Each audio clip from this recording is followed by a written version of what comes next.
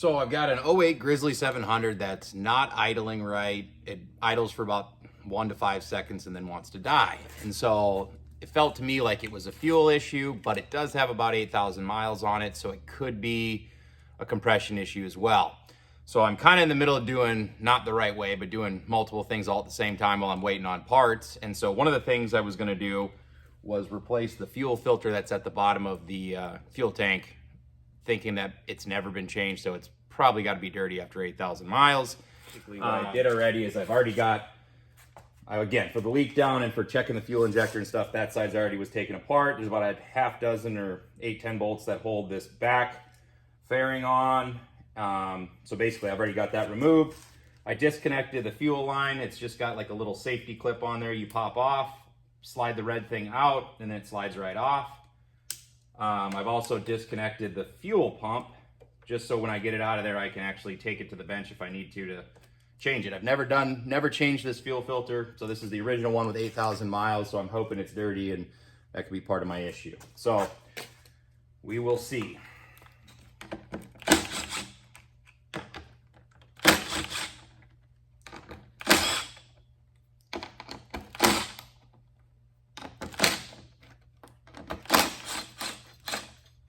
Probably should have blown this off before I opened it up, but I'm hoping I can be very careful not to get a bunch of dirt down in there.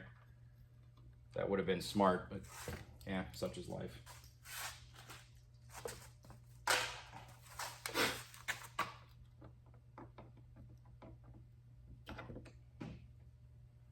I'm gonna wipe all that off real good before I put it back together.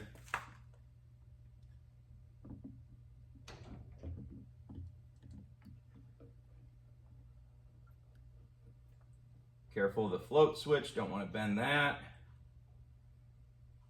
It's pretty black, but I don't know if it's supposed to be that way or it looks like it's got some, it's definitely a lot darker than the one I bought. And I just did the cheap one because I figured it's already got this many miles on it. So I'm not going to put a ton of money into it, but we'll see.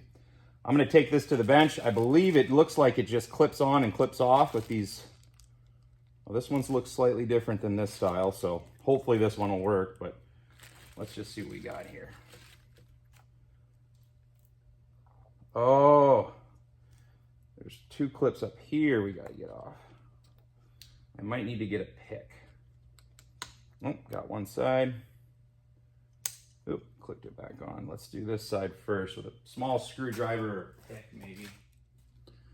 So of course, like the rest of this project, I don't have a pick here. It's back at the house. So anyway, I just took a piece of welding rod, ground it down a little bit to make it kind of like a pick.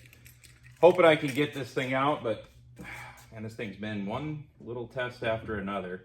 Everything that should be simple, easy, and quick seems to be taking absolutely forever. So set this back down in there because we're leaking gas everywhere. Now, let's hope this little thing's sharp enough to get up under there. Of course not. Let's go to this side. Nope, gonna have to grind it down a little bit more. I'm gonna need a real fine point. This side I can get my fingers on. See, I can get behind here and then push that one out. But on this side, it's got like a little bit of a, I don't know what you wanna call it, like a shoulder on both sides. So you can't get behind it. I can maybe get underneath it, but if I break it, I don't really care because I got another one that's going in. I'd rather not. There, I got one side out. Put my fingernail under there, get this side. Come on. Come on. Try not to break it, but I got a feeling I'm going to. Yep, there we go. All right, so it did work, but it's too thick to slide in between. There we go. Nice and black, that's good. Again, I'm hoping that's all dirt. I'm gonna grab a flashlight here in a second, look down in the tank. I can see some bits of what looks like dirt floating around in there. So my guess is this guy was just dirty. And it could be part of my issue. The problem with doing all these at once is you won't know what was the cause or was it multiple causes. If you did it, oh shoot, and I gotta remember which way this went. I think it went the same direction, kicked out the same direction as the fuel level indicator. Should probably put a little bit of some kind of lube so I don't wreck that O-ring in there, but we're gonna just be kind of careful. Try not to push it hard on anything. Come on. There. Clicked right down on. Push it all the way in without breaking anything, hopefully. All right, now I'm gonna grab a rag and just clean up the top of this. It's got a bunch of dirt, and I'm gonna peel off that rubber gasket real carefully, because again, I should have probably blown it off before I started.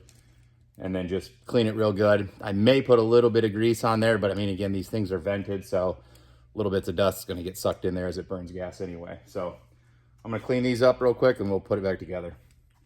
So I cleaned it up real quick. I just used a little Scotch-Brite pad because there was a little bit of an indication of some rust. So that tells me that obviously I was playing in the water or the mud at some point, and it was for some reason having a little bit of water or something that caused it to rust up sitting on top. So I put a little thin layer of grease, definitely don't need it, probably overkill. Just ever so slightly, just so it makes a little better seal, because I'm reusing the old rubber O-ring around the tank. I got the new filter on here. And again, quite a bit of color difference between the new and the old one. So I'm hoping this is part of my issue, but time will tell, I guess, here as soon as we get it put back together. Drop this down in. And then obviously it's got indicators. This has got a little pin, dowel pin type thing that holds this on straight. And then there's two little protrusions or little dowels on the fuel, or the white cap there. And so that way you can't put it in backwards. And in theory, we should be ready to put this thing back together. I'm gonna put some bolts on there. I don't recommend starting bolts with impacts. As everyone knows, you cross thread them and then you got a bigger issue. If you're intimately familiar with your impact, you can always, I think you can snug them down, or at least get them, started tight. Once you've got them fingers started, then you can hit them with the impact just to save a little bit of time. And of course, I'm missing one. There it is. Let's say one of these acorn nuts. So I'm gonna kind of center everything so it kind of holds, just barely snug these down.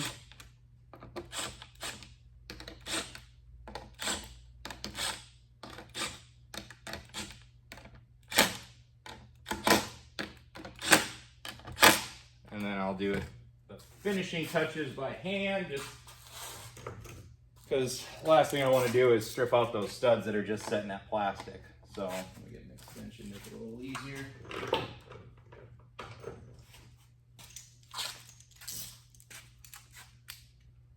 And I'm going to do kind of a cross pattern like you would on a lug nut, or like lug nuts for a truck, just so hopefully it doesn't cinch one side and then the other, and move that O-ring out of the way. There we go. Good. Click, click, click, click, click, click, click, click. Yep, click, click, click, click. All the torque spec. All right, now we're just gonna basically, I'll show you guys putting it back together, but basically, obviously, coming apart was the exact opposite. So, for starters, make sure I don't have any dirt or junk in my fuel connection here. Grab a clean rag if I got one.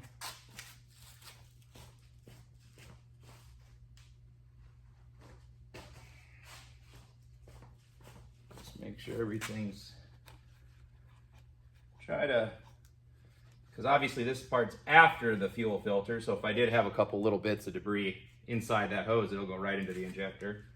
So I'm trying to be careful as I can not to get any dirt or debris up in there. There we go. Push it on, click it closed. Little safety thing here that clicks over the top. Just like that. And my connector looks clean. I am a fan of dielectric grease in certain applications. I don't know if this is one of them, but being that I know it's kind of towards the back of the machine, and like I said, I saw some water there earlier, I'm gonna probably just put a little on there just to help that little orange, or that little seal that goes in there, slide on a little better, so that way it doesn't have a tendency to get folded over and then water's easily allowed in there. So I just kind of put a little bit of a layer around the outside where that rubber O-ring is, or seal, or whatever you want to call it. And then click that guy back on.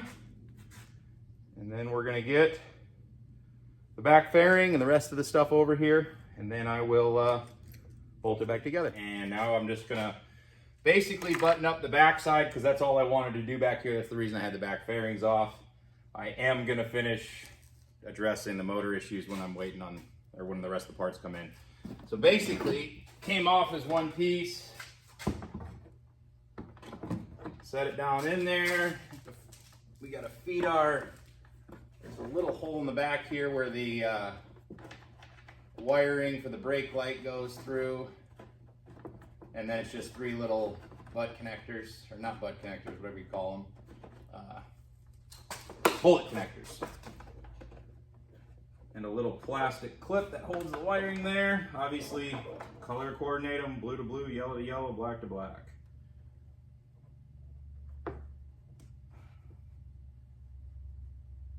And then I was lazy and didn't take it all the way off because that side's stuck on. This whole black piece does pop off.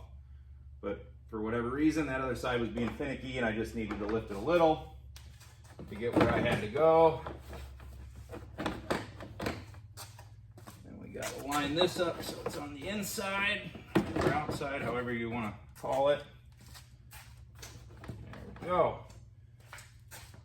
Now, I did this a couple days ago, so we'll see if we can remember where all the bolts go. Obviously, the 14 mil bolts are for holding on the luggage rack and all that. Again, I'm going to start with finger tightening just because I get a little impatient and frustrated sometimes, and I just whack away at the impact, and then I got to cross-thread the bolt, and then I got to go get a tap set or get creative on how to fix it. So this way we don't damage anything while we're supposedly repairing stuff. It'll be interesting to see how this back rack goes on too, because I was messing around. I had a little track at my place up north, and I was riding this around, and there was a double, like a motor for dirt bikes, but I was riding this on it like an idiot. And I came up short on the double, cased the landing, and the thing flipped over and crushed the back of my legs with the luggage rack, giving me some nice open gash on the shins and a bunch of stitches. So I bent it back the best I could with the basically ratchet straps. Like the whole rack was bent down, so I basically would put a 4x4 under it, jump up and down, get this to bend back, get that to bend back. So when it came apart, it did have a little bit of a I don't know what you want to call it, spring load to it. So when I took all the bolts out, it did kind of want to jump to its own location. So we'll see how easy this is to get back together.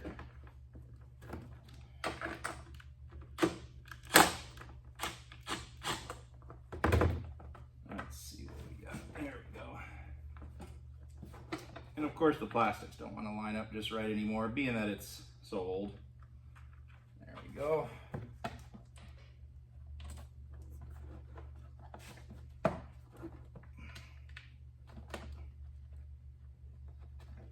we go. And I'm not going to tighten them all the way until I know everything's where it needs to be. All right, got my light hooked up. Oh, I have a storage rack in there that goes.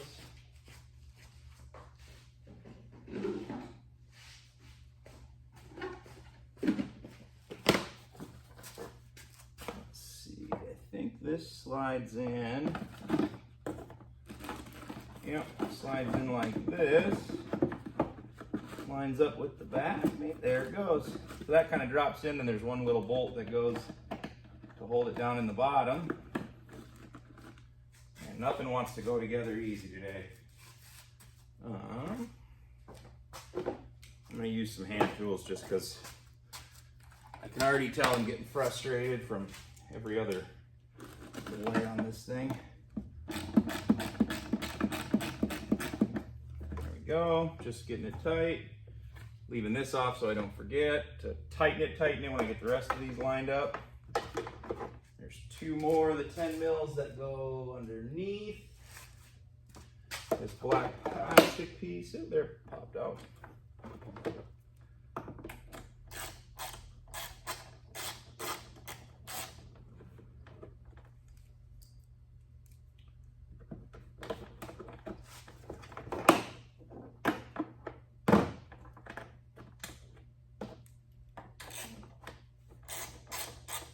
Yeah, it's been a good machine. Other than oil changes, I haven't had to do anything to it. But I say that now, and like I said, I think I'm fighting either a fuel issue or a compression issue. So we're gonna find out as soon as our parts to make our homemade leak down tester, because I bought a cheap one online. My Snap-on one's not in town. And so my thought was as well, I got a bunch of stuff laying around, I can make one of these. So I got halfway done and realized you need a 1mm drill bit, which they don't sell at Ace Hardware or any of the local places. So we're on hold until our good friends over at eBay can bring us one. Or Amazon, I don't remember where I ordered it from, but I basically ordered a 10-pack of 1mm drill bits, and then realized that my standard Milwaukee drill the chuck won't go down to that small of a bit size, so I had to order a special micro or mini bit adapter type thing. And basically, we're just waiting for those parts to come in. The little plastic rivets have a Phillips head. You can push them down, but I'm trying not to damage them any more than I already have, taking them on and off. So we'll try to use them as intended. All right. Let's see. So that's that. Now we got a couple to go into the footrest area there. And then, like everything else, I usually have a couple extra parts because I'm more efficient than the manufacturer at putting them back together. So, these are a small Allen with a little nut and washer on the back.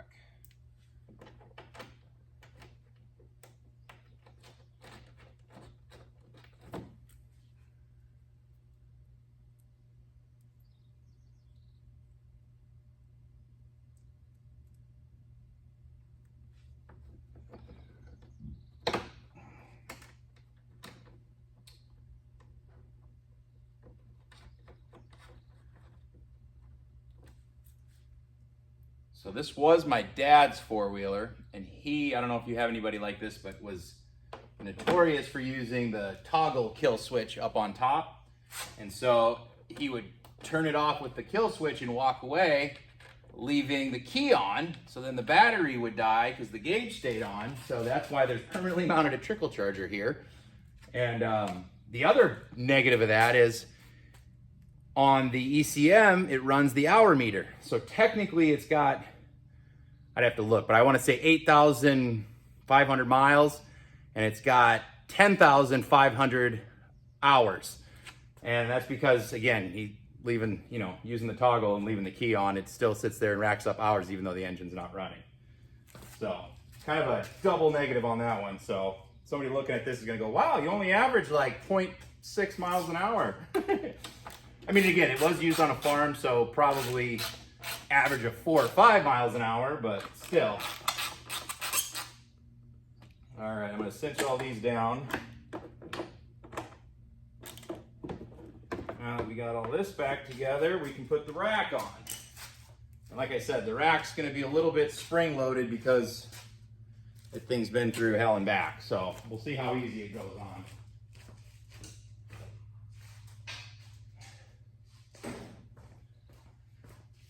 And I could be a little bit smart about it, and I could have taken off these back supports or at least loosened them so I've got a little more play, but I'm gonna see how much it fights me. Because again, before I took it, once the rack was all bunt down, these two bottom supports were kinked to like 90 degrees instead of 45.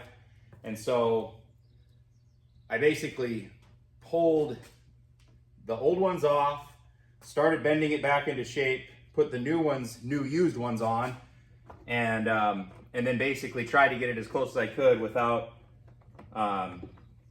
having to force it too far. But again, as soon as I took it off, it kind of springed into its own shape. So we'll see if I have to take those back supports off or if I can kind of just make everything fit.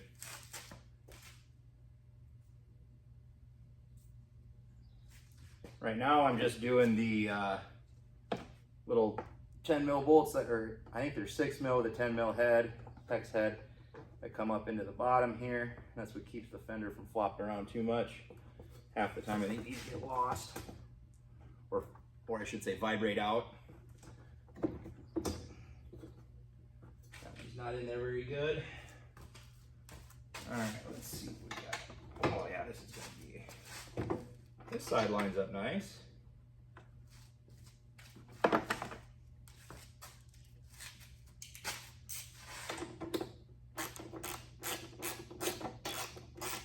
on.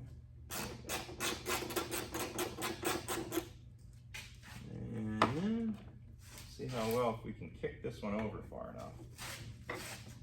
Probably could have held off from 10 mils underneath.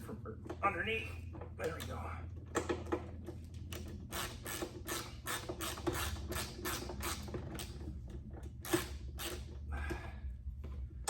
Doesn't quite want to sit. Oh, perfect.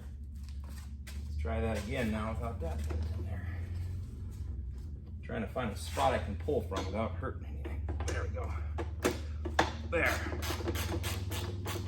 Oh, see, starting to lock up. That tells me I'm cross-threaded. Try that again. There we go. All right. Yeah, I got about an inch off on this side, so this fender's going to be wonky as shit to get back on. But let's get the other big bolts in place, because that'll be, yep. Let's see if I can push this one up in the way. Oop, cross threading. There we go. Come on.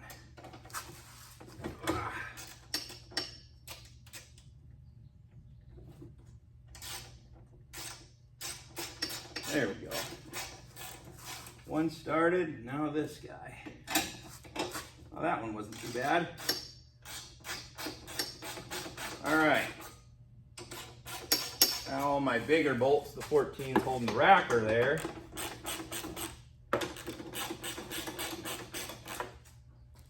Now, just need to put, like I said, always got extra bolts. I don't know what they go to. There we go. This is going to be, oh, wonder if I can, there we go.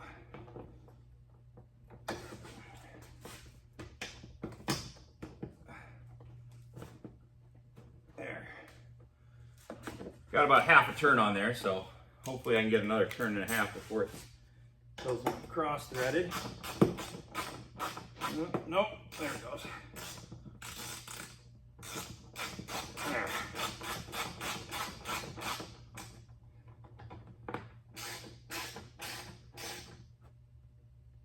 Don't need to be super tight because it's just holding that plastic, and if you over tighten them, they wallow out and pinch the plastic so tight that they break away. There we go. All right. Now, I suppose we should tighten this one in here before we forget.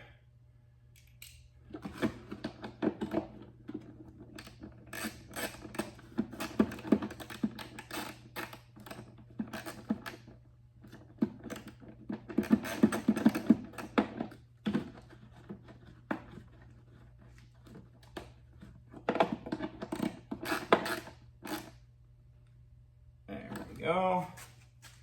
Put our cap back on.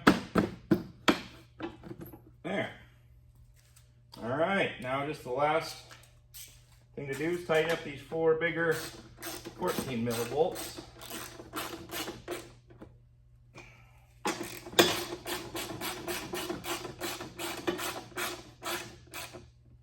There. Those we can go tight because they're metal into metal. If you want to be a really good mechanic, go ahead and find the torque specs, but to me it's not that important to spend 10 minutes looking online for them, or even 2 minutes. Good and tight.